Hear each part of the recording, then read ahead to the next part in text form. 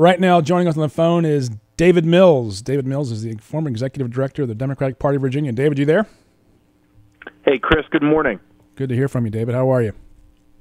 I'm great. How are you, man? Good, man. What are your thoughts on this weekend?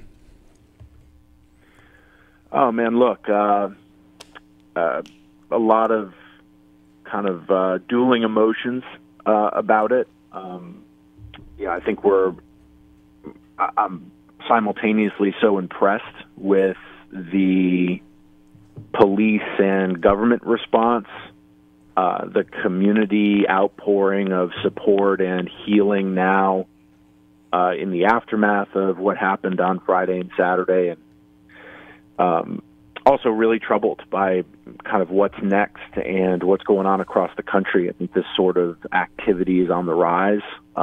We've seen reports of similar kind of hate groups organizing in New Orleans.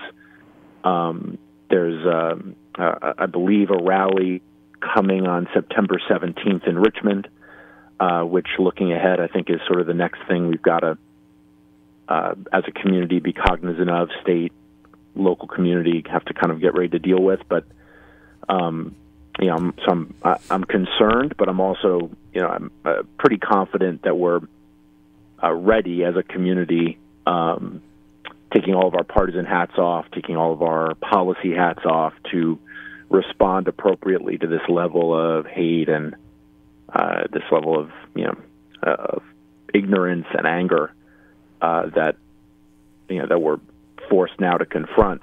But I think we have the ability to confront it.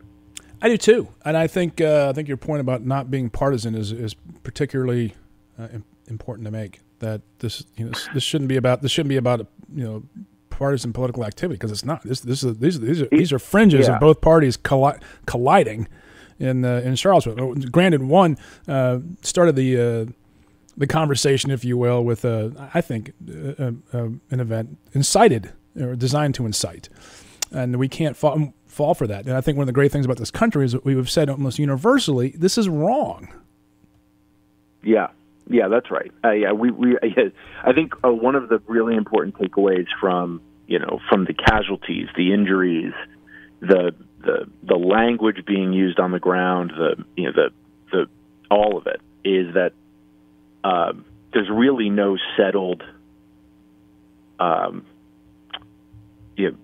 set of civil rights or like victories that we can kind of rest in our laurels as a country and just accept, as settled.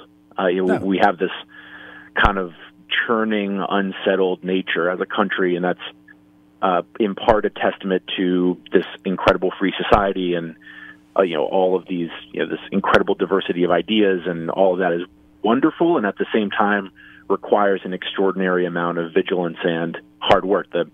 Clearly, the neo-Nazi party's not taking a day off in our country, and we have got to come together around the things that we all believe in, be they freedom or equal opportunity, justice, and make sure that we are, as loud or louder, as well organized or better organized than some of these groups, which have, frankly, found a new spring in their step in recent months. So, and look, some of the strongest and most compelling condemnations of what happened over the weekend that I saw were from Republican office holders. So I really do believe that. I believe that this is not a, taxation, education. There's a long list of things that you and I love to go back and forth about, whether it's the minimum wage or this or that. There's plenty of policy to debate. I'm pretty confident the Republicans I know and speak to, they gave quick and strong voice to condemning this type of activity and this agenda, which is not only backward but dangerous and frankly inciting violence everywhere. And right. That's heartening to me that both sides have been able to quickly come down on this sort of thing. Yeah, I mean, it's if there has been a moment in time in our political history in the last month or so, it has been this. No, I think we can work this out together. With the defeat of the legislation up in D.C., whether you agree with it or not, there's a moment now that both sides have to come together to solve the problems on health care. A meaningful, constructive dialogue might occur through the committee process in Washington, D.C. And now we see this as this is sort of what I think could become of the Trump era. Whether he's in office, whether he gets reelected or not is remains to be seen. But we're in this time when populism is here. And it is a moment for us to say, okay, let's solve the problems now that they have been brought to the fore, and let's address them constructively. I offered and wrote a year ago that we need to have a day of reconciliation, a national holiday, if you will, to reconcile all the problems that we have and just focus on that, because we cannot go forward living in denial that these problems exist. We can't. We can't address healthcare. We can't address wage issues. We can't address our social differences. We can't address we're not talking about North Korea. I mean, the guy's got a nuclear tip missile possibly aimed at the west coast of America, and we're going, gee, let's go have a rally around the Lee statue in Charlottesville with torches. I mean, that's just not healthy for our country. So we have to deal with, and we've needed to deal with, these racial divisions within our society for a long time, and we seem to say, oh, it's no big deal. It is a big deal. It is a very big deal. I think what's been interesting you mentioned healthcare. What's been interesting on the healthcare debate for me is watching some of the most interesting bipartisan efforts kind of bubbling up from the states. It's been nice to see, governors like John Kasich, John Hickenlooper out on the sort of the national media circuit talking about how they plan to try and work together to propose some improvements to the healthcare system. And it's, they're unapologetic Republicans and Democrats, but at the same time, they're starting from a new place, which is to state first that everyone is in agreement that people need access to affordable quality health care. It's like to just put that on a table, put it on the shelf, and say, like, we both agree with this sentence, and now let's figure out the way to get to that place where everybody in the country has the ability to access the system, and that requires the system to be stable. It requires the system to be competitive. It requires price to come down. It requires all of these other things. But there's such a spirit of problem solving and kind of a new level of engagement between the parties at the state level. I think Washington could learn a thing or two from that. And this is what I was been saying in previous segments, is that politics is a reflection of our culture. It's downstream, and if we can have these conversations, you and I, from different political persuasions and histories, and to say, look, we have a problem. Okay, access to affordable health care. The problem, though, is understated. We really don't talk about it. Is that people shouldn't be in financial bankruptcy if they have a health care need in this country, right? That's exactly. The problem. That's the oppression that occurs that people are trying to liberate them from. Is not going, I don't want to go to the doctor because I've got this pain in my side. Well, we should, it's not going to go away on its own. You might want to see a doctor. Well, I can't afford it. Okay, that's not a conversation that Americans in the 21st century should really have.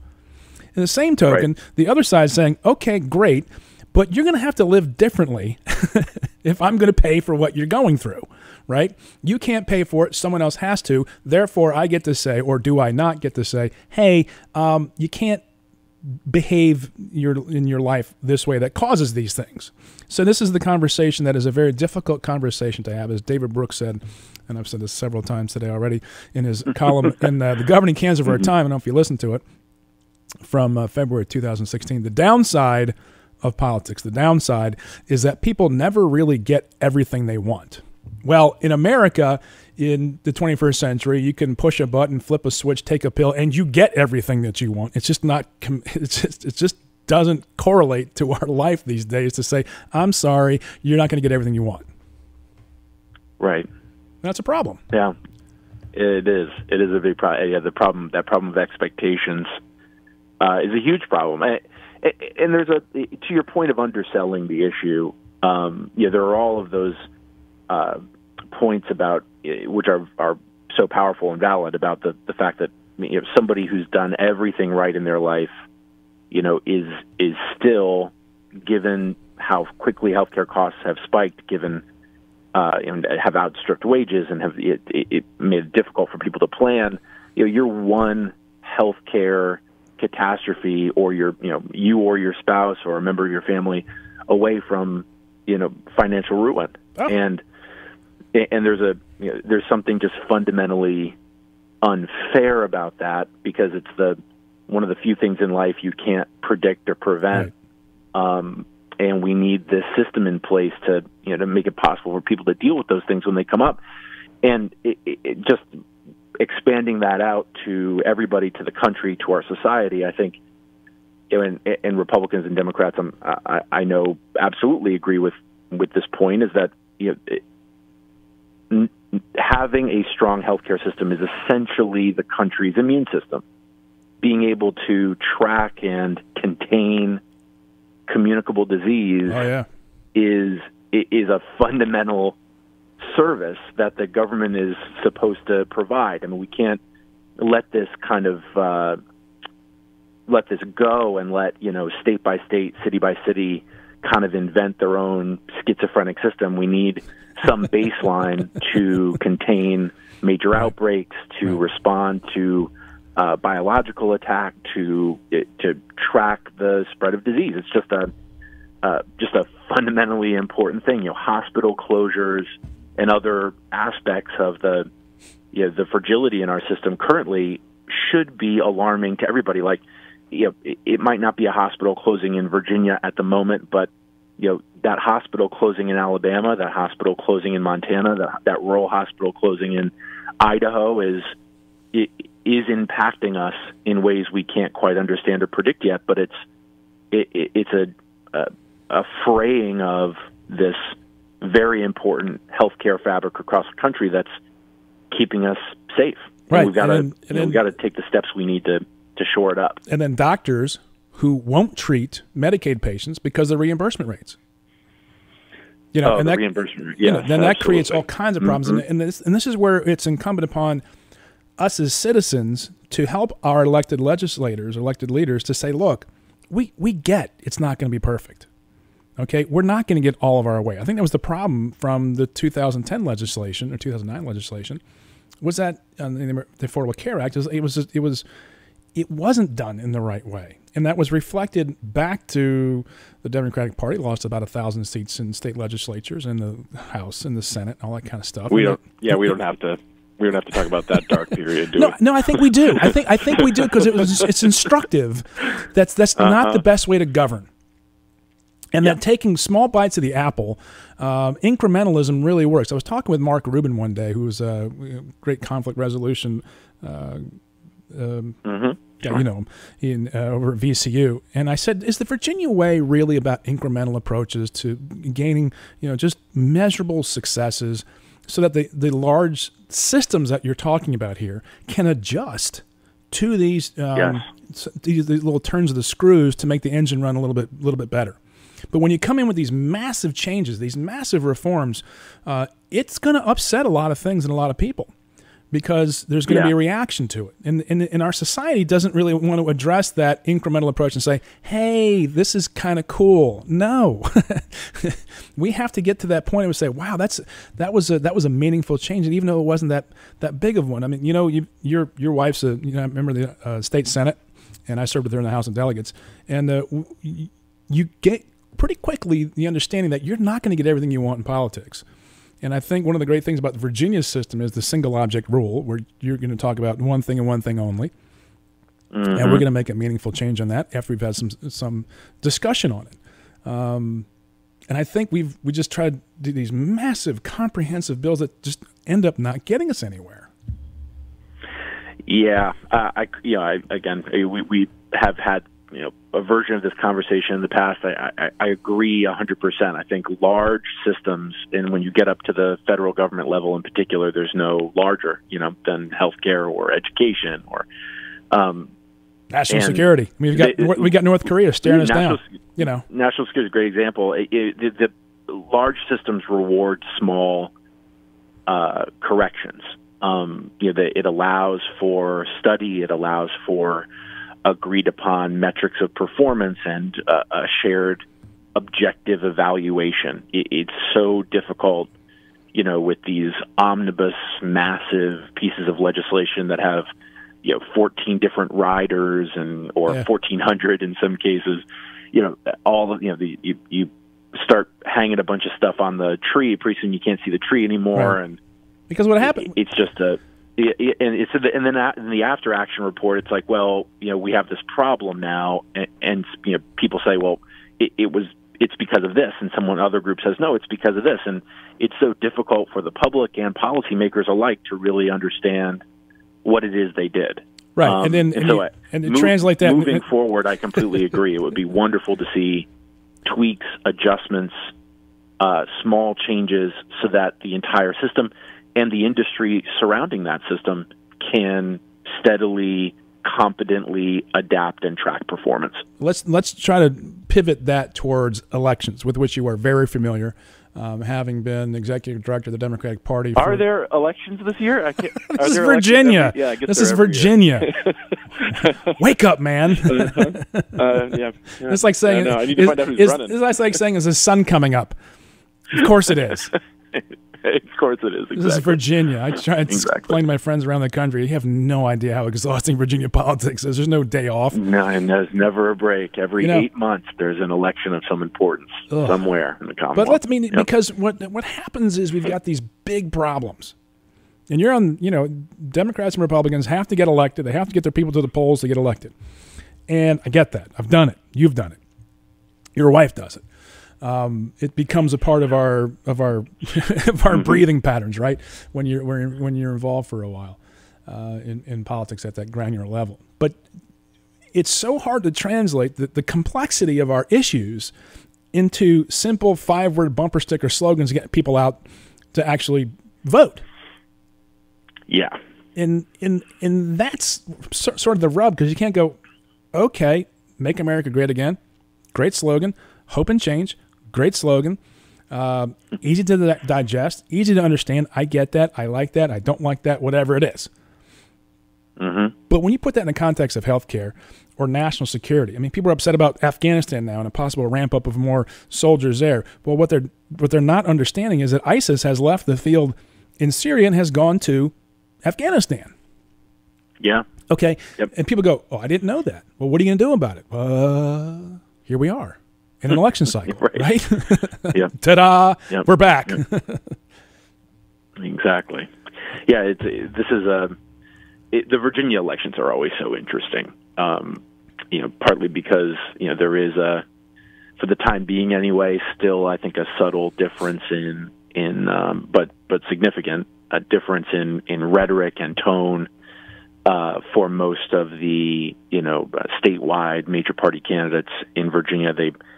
There's still an element of some civility. We've seen a few departures in our lifetime, but I think a level of sober, policy oriented, campaigning is and civility is rewarded still in Virginia, which makes it a fun place to work and to you just watch and consume politics and read about politics and watch and follow these candidates. I'm having a hard time, and I'm curious to know what you think about this. I'm having a hard time.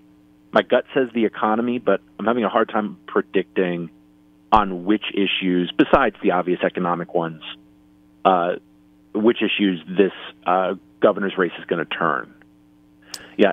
I know there's both candidates are making an economic argument, and I think that's obviously a necessity, but beyond that, do you see it being healthcare? Do you see it being an environmental issue? Do you see it being an education issue? What else do you see kind of popping up in this race? Well, personally, I think the when you look at elections, and you've tracked a number of these, it's always the narrative versus counter narrative. And the narrative today is Trump. And I think the Democrats have played very well on being anti-Trump. The Lord knows he gives you all enough content to we are. With which we are. Yeah, it's easy to do. Thank you. Have another. Thank you. Stop. It's a buffet, right? Yeah. But the narrative, counter narrative for Republicans, though, is going to have to be at the local level, solving local problems. The opioid addiction problem in Virginia. How do we really deal with that? Transportation issues. How do we really deal with that? K through 12. How do we really deal with that? We've got a surplus. I think the Republicans can point to a fairly well-run state government that they have been. If I'm in the House, I'm saying we're not D.C. So the narrative is going to be that same mix, the milieu, if you will, of of who we are versus who we're not, and to say that we're not that way in Virginia. And I think Republicans have an opportunity to take some of the things that a la carte Trump that they agree with and say, no, we don't agree with everything, but I agree with that, is a way to define yourself and define what you're not. But that has to be done at the very local level, knocking on doors and pulling on the oars, as you know, some of the most important parts of elections, is that conversation. And I think that's why I think most Republicans are not engaging on, and taking up most of the Trump issues. And they're just saying, no, we're going to talk about local issues and talk about what the state does and what our state responsibilities are at a local level, and get far more granular than being anti-Trump. Yeah, that makes a lot of sense. I mean, I think it's a difficult terrain to read, I would imagine, just because the way folks respond at the local level, there's often a lot of passion around these local issues or regional issues, and I think that's to your point, very helpful in getting having a race be refocused around something that isn't Washington D.C., isn't Donald Trump. Right. From our perspective, there is again, thinking kind of statewide, there is just this incredible stated desire by voters for politicians that are going to stand up to what's going on in Washington. I think what's interesting about Donald Trump as a figure, from the perspective of kind of the average Virginia voter, is that there are multiple reasons to think things aren't going so good. Right. If you're a Democrat, those things really jump out at you, right, for a variety of reasons. And if you're, some Republicans, again, I would never speak for Republicans, but I think looking at DC generally, and when you see that dysfunction, it's easy. And now you can't help but lump the president in Sure. with that dysfunction. Even if you were hopeful in November of 2016 that he was going to bring some kind of new, whatever you want to call it, to the table. So far, none of that has manifested itself. It's just kind of a giant, chaotic, right, soupy mess. David, hey, I don't hate to cut you off here. We're coming up on a hard break. Thanks for calling in. My best to your lovely bride, Senator McClellan. Oh, my pleasure, man. Thanks for having me. That was great talk. Always enjoy talking with you. David Mills, former executive director of the Democratic Party of Virginia. We'll be back.